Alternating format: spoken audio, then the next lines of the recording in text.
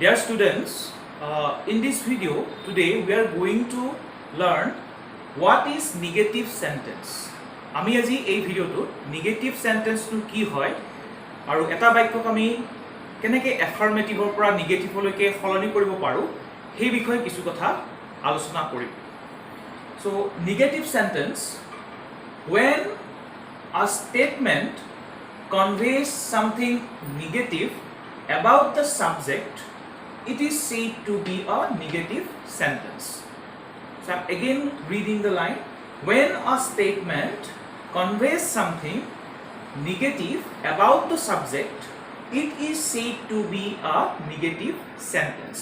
So eta baikot বা এটা স্টেটমেন্টে যেতিয়া কিবা এটা নেগেটিভ কথা আমাক কয়, নয়ৰ্থক কথা আমাক কয়, কাৰ বিষয় about the subject, বাক্যটোৰ যিটো সাবজেক্ট থাকিব সেই সাবজেক্টটোৰ বিষয়ে যদি কিবা এটা নেগেটিভ কথা প্ৰকাশ কৰে বা এক্সপ্ৰেছ কৰে, তেতিয়া আমি সেই বাক্যটোক আমি নেগেটিভ সেন্টেন্স বুলি কওঁ.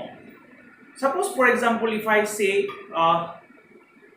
he is a student, he এজন ছাত্ৰ, আমি যদি এটা নেগেটিভ কৰো আমাৰ হ'ব he is not a student, he এজন ছাত্ৰ নহয়. তোমালোকে নিশ্চয় বুজি পাইছা. গতিকে বাক্যটো এটা নয়ৰ্থক অৰ্থ প্ৰকাশ পাইছে আৰু যেটো সাবজেক্টৰ বিষয় বাক্যটো এটা নেগেটিভ কমেন্ট বা নেগেটিভ কথা এটা কোৱা হৈছে. এতিয়া what is the structure of a negative sentence? এটা নেগেটিভ সেন্টেন্সৰ গঠনটো কেনেকুৱা? What is the structure? So if you can see here in the whiteboard, subject plus verb plus not. আমি সকলো জানো যে এটা বাক্য যেতিয়া সম্পূৰ্ণ হ'ব লাগিব তাত কি কি থাকিব? there is a subject, verb and object as VO. তেতিয়াহে আমি বাক্য এটা কি বুলি কওঁ? it's a complete sentence.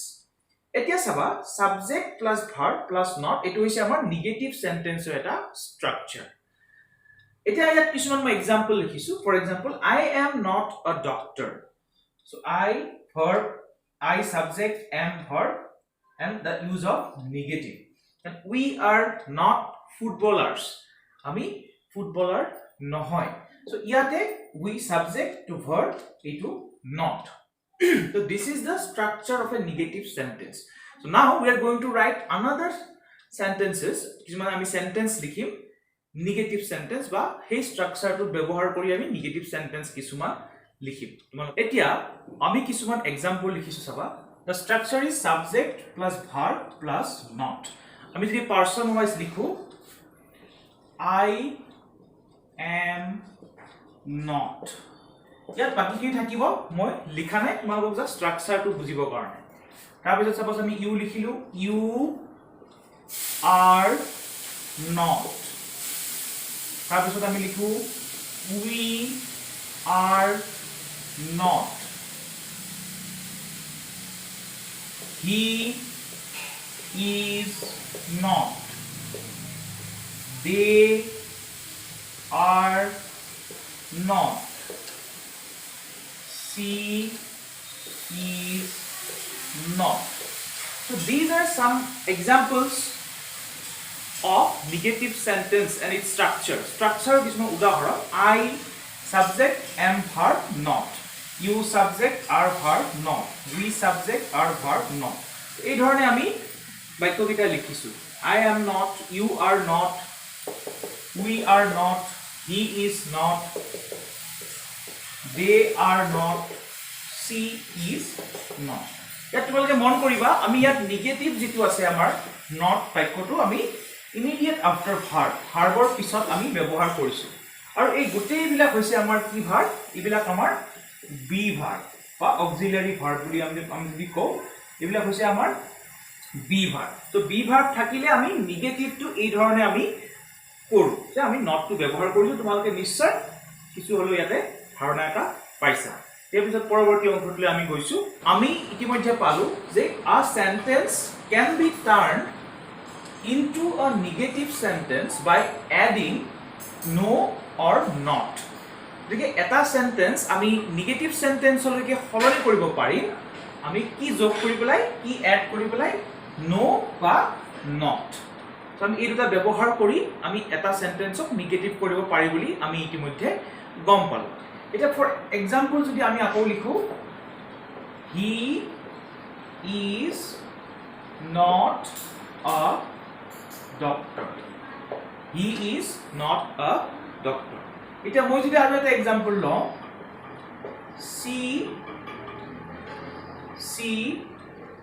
is a student এটা এইটো যদি আমি নেগেটিভ কৰিব দিও তোমালোকে নিশ্চয় পাৰিবা আমি এই বি ভাৰ্ব যেটো আছে অক্সিলাৰি ভাৰ্ব তাৰ পিছত আমি এটা নেগেটিভ এটা শব্দ নো বা নট আমি ব্যৱহাৰ কৰি নেগেটিভ কৰিব পাৰি তো she is not a student হৈ গ'ল আমি ইমিডিয়েট আফটাৰ ভাৰ্ব আমি নেগেটিভটো ব্যৱহাৰ কৰিছো তোমালোকে নিশ্চয় বুজি পাইছা এটা নো ব্যৱহাৰ কৰি আমি কেনেকৈ কৰিম সেই কথাটো মই এবাৰ দেখুৱাই দিছো তোমালোকে এইখিনি লিখে চাগে ধৰিব পাৰিছা এতিয়া চাবা আমি যদি নো ব্যৱহাৰ কৰি এটা বাক্য লিখো negative sentence there is no chocolate in the box বক্সটো এটাও চকলেট নাছিলে গতিকে এটা আমি নো ব্যৱহাৰ কৰি বাক্যটো নেগেটিভ কৰিছো আগৰদৰে একে there is no chocolate in the box এটা তোমালোকে নিশ্চয় হলহল বুজি পাইছা যে আমি বি ভার্ব বা অক্সিলাৰি ভাৰ্ব যদি দিয়া থাকে এই ভাৰ্বটোৰ পিছত আমি নো বা নট বহুৱাই আমি নেগেটিভ কৰিব পাৰো এটা আৰু এটা উদাহৰণ আমি যদি চাও they have played cricket এই বাক্যটোক আমি নেগেটিভ কৰিব লাগে ইয়াতে হ্যাভ ভাৰ্ব আছে সো এইটো এটা আমাৰ অক্সিলাৰি ভাৰ্ব বুলি আমি ক'ব পাৰো ইয়াতে আমাৰ কি হ'ব সৰি they have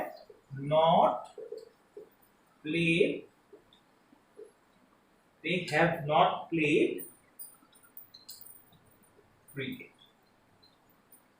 এইটো এটা উদাহৰণ দিছো তোমালোকে এই প্ৰেজেন্ট পাৰফেক্ট টেন্সৰ বিষয়ে যদিও পোৱা নাই বা অকমান পাইছা পিছৰ ফালে আৰু ভালকৈ পাবা গতিকে এইবিলাক থাকিলে am is are was were এই গোটেইবিলাক যেতিয়া থাকিব তেতিয়া আমি ভাৰ্বৰ যেটো পিছত অক্সিলাৰি ভাৰ্বটোৰ পিছত আমি নট ব্যৱহাৰ কৰি বাক্যটো আমি নেগেটিভ কৰিব পাৰো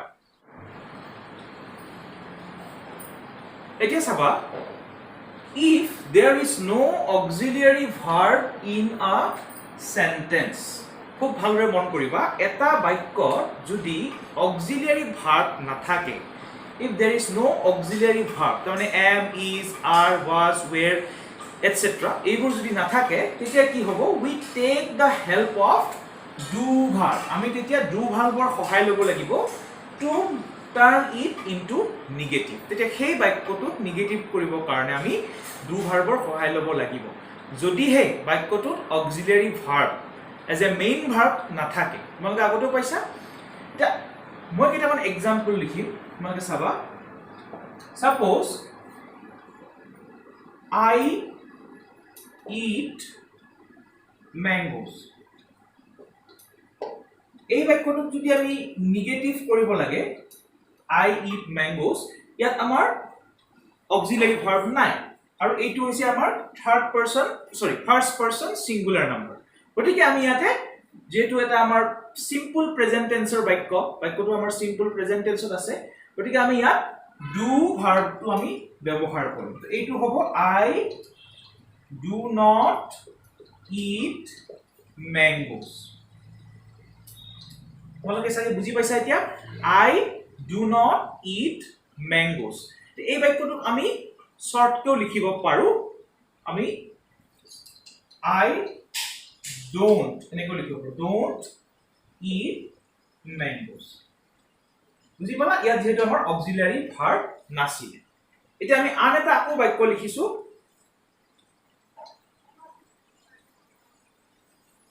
সাপোজ আমি যদি চাও এতিয়া আন এটা বাক্যলৈ আমি গৈছো he plays cricket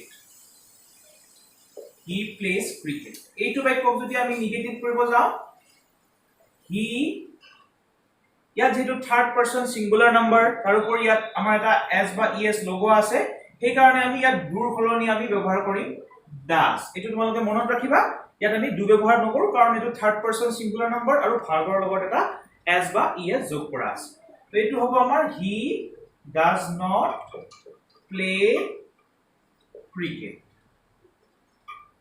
ইয়াতে তোমালোকে এটা কথা মন কৰিবা ইয়াত আকৌ আমি প্লে লগত s বা es যোগ কৰিব নালাগে কাৰণ আমি ইয়াতে does টো ব্যৱহাৰ কৰিছো এটো মন কৰিবা তেতিয়া বাক্যটো হ'ব he doesn't play cricket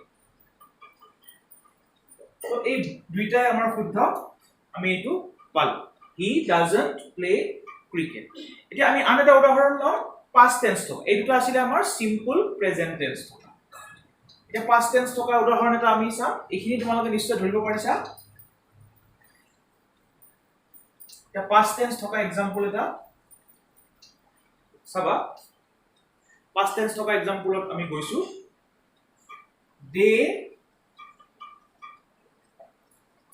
went to the village ইহতে গাঁৱলৈ গৈছিল তো ইয়াতে আমাৰ past tense আছে এটো গোৰ past tense তোমালোকে জানা এটো গোৰ past tense went তালিকাখন আছে তোমালোকক চাবলৈ দিছিল তোমালোকে নিশ্চয় চাইছে so if we have to transform this sentence into a negative sentence এটা আমি কেনেকৈ লিখিম they ইয়াত আমি do ব্যৱহাৰ নকৰো does ব্যৱহাৰ নকৰো আমি ব্যৱহাৰ কৰিম did মনত ৰাখিবা past tense ৰ ক্ষেত্ৰত আমাৰ do ভাৰ্বৰ did ফৰ্মটো আহিব গতিকে they did not লাগিবই নেগেটিভ কৰি আছো আৰু এই went ৰ জাগাত আমি go লিখিম কাৰণ এটো আমি past tense লিখিয়ে দিলো দুটা past tense আমি একেলগে ব্যৱহাৰ নকৰো গতিকে they did not go to the village হৈ গল এটা তোমালোকে একটু শর্ট কৰি লিখিব পাৰা they didn't go to the village এটা নিশ্চয় বুজি পাইছা তোমালোকে সো এই ধৰণে আমি বাক্য এটাত যদি অক্সিলাৰি ভাৰ্ব না থাকে তেতিয়া আমি ডু ডিড ডাজ এই কেইটাৰ সহায় লৈ আমি বাক্যটো নেগেটিভ কৰিব পাৰো so if there is no auxiliary verb in a sentence we take the help of do verb to turn it into the negative sentence so students তোমালোকে ভালদৰে এবাৰ আকৌ চাবা মই নিশ্চয় বুজি পাবা ইয়াৰ পিছত কিতাপত যিবিলাক আমাৰ এক্সাৰসাইজ আছে সেইবোৰ আমি কৰি তোমালোকে আৰু ভালকে বুজি পাব so that's all for today thank you